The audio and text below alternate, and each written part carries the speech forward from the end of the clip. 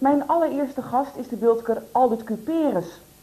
Hij was medeoprichter van de stichting Ons Beeld en vecht als bestuurslid van deze stichting voor het behoud van de Beeldse taal en cultuur. Ook het Beelds Cultuurtoeristisch Centrum kan op bestuurslid Cuperus rekenen. In juli 1998 werd zijn boek Reizen door de Beeldse geschiedenis gepresenteerd. Van dit boek werden bijna 1700 exemplaren verkocht. Wij zochten Aldert Cuperus op tijdens een les Beeldse geschiedenis in ons huis in Sint-Anna-parochie. En veel vlugger opbeelden kon. Tussen de dam bleef het langer door het ijs, zoals we ook zien met de diepte van de Middelzee. En de grond beelden daartussen heel zomaar af. Dat waren 1442. We hebben net een deel van de les meegemaakt, geschiedenis van het beeld. En ik zag daar een hele gepassioneerde docent. Vanwaar die passie voor het beeld? Omdat ik bevlogen ben van de geschiedenis van het beeld. Dat heel apart is in de geschiedenis van Friesland. Want het is vanzelf zo. Wij maken deel uit van de Friese geschiedenis, maar we vormen wel een heel apart deel daarin.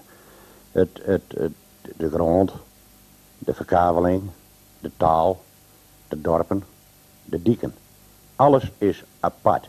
En dat is, ja, dat heeft mij te pakken gekregen. En daar ben ik, ja, en als mensen daar dan naar luisteren willen, ja, dan, dat vind ik prachtig, dat is mooi. Wat is er zo bijzonder en apart aan bijvoorbeeld de dijken? De dieken die doet ze altijd binnen, vooral de oude diek, die worden meer dan 1,50 meter hoger gemaakt dan de bestaande Friese zeedieken aan dan toe. Dus dat waren een gigantische hoge diek, midden in het landschap. Dat sloot op beide kanten sloot die bij Friese zeedieken aan en hij waren 1,50 meter hoger. Nou, een ketting is krek zo sterk als die zwakste schakel. En waarom moest hij nou het beeld zoveel hoger? Hoe kwam dat nou? En waarom kwam hier mensen uit Holland, Brabant, Zeeland en diverse andere naties? Waarom deden de Friesen dat niet? Nou, in de cursus krijgen mensen een antwoord op al die vragen. Waarom praten wij beelds? Waarom hieten hier in het uitgesproken protestantse noorden van Friesland 3 parochiedorpen op een rij? Al die vragen die komen aan orde en die lijken uit. En dan hoop ik van de cursisten teugenspraak te krijgen en dat we een discussie krijgen over hoe zij erover denken. Nou, en door al die meningen tegen aan het uit te zetten, kom je dan vanzelf tot een uitdragende zaak. En dan zou uitdroegende zaak en dan zei je, nou, zo zult het weest, of zo moet het weest. En dan is er van beeld ook naar de enige Friese zeediek uit de 16e eeuw, die volgens een schreven bestek bouwd is. Dan is er naar de diek die dus een overeenkomst vormde tussen de hertog van Saxen en Hollanders, niet Friesen, Hollanders, die er dan in resulteerde dat op laatst het beeld ontstaan kon. Nou, het beeld is Hollands en Fries. Het is een mengtaal tussen het Hollands en Fries, ja. Het is, ja, hoe moet ik dat nou zeggen? We hebben Friese zinsbouw, maar we gebruiken een heel soort oud-Nederlandse woorden. Maar we zijn ook sterk beïnvloed door het Fries vanzelf, want ja, de zinsbouw is Fries. Wie zei huid, wie zei mem, wie zei paken, wie zei beppe, of bep, zei wie.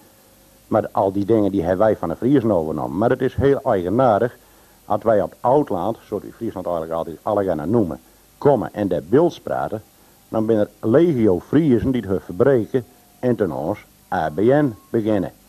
En hoe voelt dat? Hartstikke vervelend. Dat zal voor een Hollander ook hartstikke vervelend wezen die zijn best doet om het Fries te verstaan. En dan praten ze, zeggen ze toen een praat met Fries. En ze zei 3 woorden. En die klojo's, zeg ik dan, falen direct van hun geloof en beginnen in het algemeen beschaafd Nederlands. En dan zeggen ze dat ze dat doen omdat ze zo fatsoenlijk zijn. Nou, ze moeten hun eigen taal een klein beetje meer waarderen. Dat is aardig beter.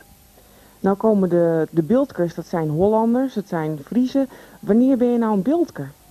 Ja, nou, dat weet ik niet. Eén die er niet thuis voelt. Dat is voor mij een beeldker. En dat hij dan Hollands praat, of Fries, of Beelds, dat maakt me niks uit. Dat zou ik graag willen, dat ze allemaal het beelds leren wouden. Alleen, wij als beeldkers krijgen hetzelfde. Als de Friesen ook, hè. Het zijn allemaal schoolmeesters. Maar dat er een probeert Beelds of Fries te praten, wordt hij ogenblikkelijk en direct verbeterd op de kleinst mogelijke fouten. Oude diep, wat is veranderd? Ik en jij, is niet waarom. Mis zoveel vertrouwde dingen, had ik even bij die kom. Oude diep, waar ben ze bleven? Al die dingen van weleer, het bin voor mij herinneringen, want ik vind ze nou niet meer. Ik zit nog wel eens wat te dromen, hoe te vroeger waren wij tijd, maar het is een beter weten, oude diek, het is voorbij. Ik zie je niet meer, de vissersboten en de zonvis aan de muur. Ik mis het hekken in het Westhoek. Het geboortehuis van Albert Cuperus. Ja, op Ouwediek. Met een uitzicht zodat je het nergens weer vinden. De polder over, je kiest een tannen leggen, zie je zien beetgem leggen. Nou, ik zie de Avero-toren hier gelukkig niet, want dat akelige ding dat hoeft niet te zien. Maar achter huis, wij sliepen dan op die zolder, mijn broer en ik. Dan hadden we daar een dakraam en dan sloeg het licht van de toren van Ameland, die sloeg altijd bij ons over de slaapkamer. Dat is ja, als ik thuis kom, dan kom ik hier thuis. Dat was in 1942, dat is niet echt een makkelijke jeugd geweest. Een prachtige jeugd, schitterend. Een moeilijke tijd. Dat voor ons huid en mem is een hele moeilijke tijd geweest, ja. Ons huid had een winkel en er was weinig of niks te krijgen. En hij moest onderduiken, hij zat in een gevaarlijke leeftijd. Dan zaten ze hier in een polder, zaten ze in Irpelbult. Als jonge man, dat zijn verhalen die ik weet. En ik weet nog, als 3-jarige jongen, en dat moet zonnig 15 april geweest zijn, dat de Duitsers met wagens het westen ingingen. En ik weet nog dat wagens met peerden ervoor. En daar zaten mensen op. Had het nou Duitsers of niet, dat weet ik niet, maar er zat een ding achterop. En dat bleek later een mitrailleur te wezen. En dan stond ons huid hier bij de tweede ruit achter het overgediend. En dan zei mijn broer en mij, Jan en Aldert, deur eten. Niet naar mij kijken als niet meer zo hard bed. En dat weet ik nog heel goed. Dat was ik 3 jaar en 4 maanden. Dus dat is mijn vroegste herinnering eigenlijk. En die heeft zeker diepe indruk bereikt. Maar wat mij hier vooral boeit, dat is die boerenplaatsen hier in de buurt, die schuren vooral, die schuren die helemaal mijn belangstelling. Hoe binnen schuren nou ontstaan in Friesland? Dat was eigenlijk de opzet van het boek Reizen door de Beeldse geschiedenis. Zo is het begonnen, ja, dat is 20 jaar geleden. Toen begon ik naar het ontstaan van schuren te zoeken. En toen kwam ik erachter dat er voor 1500 geen schuren in Friesland voorkwamen. Bij de boerderijen. Er stonden alleen maar bergen. En langhuis werd het vee instald worden. Maar door het beeld in 1505 bediekt worden. En akkerbouwgebied worden. En de graanschuur van Friesland worden. Kwam bij mij de gedachte boven. Hé, wat zou het beeld met het ontstaan van schuren te maken hebben kennen? En een graanboer moest zijn gemaakt droog hebben. En waar was graan, dat waren op het beeld. En waar waren de schuren aan in indeling? Op het beeld. De vorm, winkelhakvorm, het opstellen van vee met de koppen naar binnen en het koelpad aan de buitenkant. Alle gaat correct aansom als dat het in de rest van Friesland was. De deur aan de schuur heet. Nou, en al die dingen meer hebben mij op les tot de gedachte bracht, zou het zo wezen kunnen dat de schuren op het beeld ontstaan binnen en hun van hieruit over Friesland verspreid hebben. En ik heb het nog niet gepubliceerd, ik hoop dat het in 2003 het jaar van de boerderij wordt. Ik denk niet dat ik het red, maar afijn, dan zien we nou wel. Maar ik durf de stelling aan dat de schuren, zoals wij ze in Friesland kennen, op het beeld ontstaan binnen en hun vanuit het beeld over Friesland verspreid hebben. Hoe raak je gefascineerd door schuren? Ja, dan moet ik me even omkeren dat we die boerenplaats, die brandde in 1950 al. Toen was u 8. Ik was 8 jaar. Ja, ik kwam ook veerst laat op school. En we kregen er niet eens straf voor. Maar toen we dan weer uit school wegkwam, toen lag de schuur plat. Helemaal plat. En wat mij fascineerde was dat het grauwbiend nog rechtop stond. Het vierkant stond er nog. En dat beeld het me eigenlijk nooit wel loslaten. Hoe kan het nou dat een gebouw zo gigantisch sterk is? Dat krijgt dat staan bleef. Nou ja, naderhand kwam je er wel achter dat dat een hele logische zaak is. Want die grauwbinten die zijn zo dik. En hout is zo goed brandwerend. Die kunnen heel veel vuur kan die weerstaan. Maar ja, dat beeld van dat vierkant, van dat sterke. Dat ontzettend sterke, dat heeft mij fascineerd. En eigenlijk ben ik er later om timmerman geworden. En wou ik heel graag boerderijbouw daarna achteraan doen als kopklas. En later nog kreeg ik in 1958 laat ze ophouden wezen met het bouwen van schuren. En laat die kopklas van boerderijbouw er nog niet meer bij zitten. Maar u heeft wel iets gedaan met uw studie. Ja, en van het een komt het ander. Het is net een steen die je in het water gooit. Hij eerst één ring en die ring wat starig aan weer. Als je daar naar zoekt, kom je verhalen teugen. Je denkt, de literators die het dacht, omdat Dirk Jans, de schrijver van het dagboek van een beeldboer, die schreef in 1604 dat hij een 6 roede berg toen mijn moeders gezet heeft. En dat de literators daaruit opmaakt dat er dus geen schuren waren. Nou, als je dat verhaal verder leest en je leest het goed, dan kom je erachter dat er dus wel een schuur wezen moeten het. Nou, en waar komt die schuur dan weg? De Bilkens kwam uit Holland, Brabant, Zeeland en diverse andere naties staat er. En dan ga je verder. En op laatst was er een die zei, maar dat was Kai Bauma, de vroegere voorzitter van de Friese Mij van Landbouw. Die zei, ik ga in België een squash jongen die het zo verschrikkelijk groot is. 60 meter lang, 25 meter breed en 20 meter hoog. Maar hij is net belangrijk van jou onderzien. Nou, dat zou dan wel zo wezen. Het was een autoriteit op dat gebied, dus ik geloofde die man.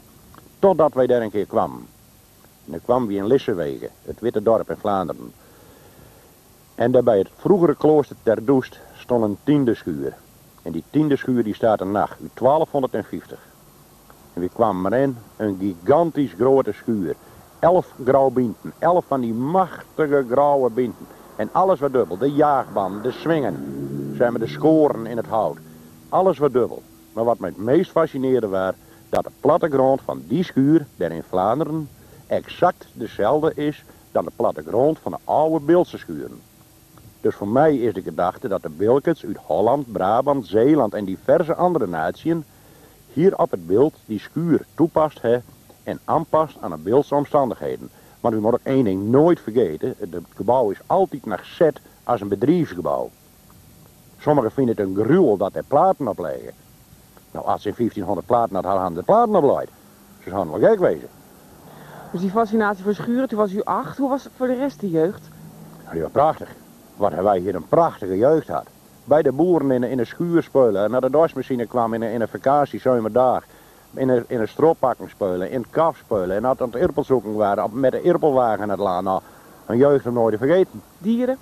Ja, ook ja. Ja, dat wij een vool zien. Toen een grond in bedurven. Die voeren we koekjes en steekjes biet en steekjes irpel. Dat als wij wat uitgehaald hadden, dan gingen we bij de beest op een staal onder hem zitten. En dan waren we niet te benaderen. Want dan sloeg dat beest, ja, die dacht hem ons. Want wij holpen hem. Taalstrijd in Friesland. Ik fietste op een offen, het windje in een rug, een aardig in het zuiden in. En kwam toen bij een brug die het over een riviertje lag. Er stonden protten mensen, te razen en te tieren en ander te verwensen. Dat water hiet het jongen. En aan de andere kant stonden stellingwervers, een schrijfpen in een hand. Aan deze kant van het water, met pompenbladenvlaag, een ploegje harde Friezen, klaar voor de schooltaalslaag. Ik ging er tussenin staan en klapte in een hand. Ik schreeuwde luid, luister eens goed, jem grote onverstand. Ik sta hier tussen mensen met koppen, hard als ijzer. Maar dat ik dit hier zo bezien, binnen wij Bilkens wiezer. Voorstellingwervers, jemme pen is veel te hoekig slepen. Stel je hem toch eens wat ruimer op, jem denken te benepen. Maar Friesen, ook jem hebben schuld. Er wonen hier ook mensen met nog een andere memmetaal. En ook die hebben hun wensen. Als wij wat willen, moeten wij een ander respecteren. Hij had gelijk, riep elke een. Die man kan ons wat leren.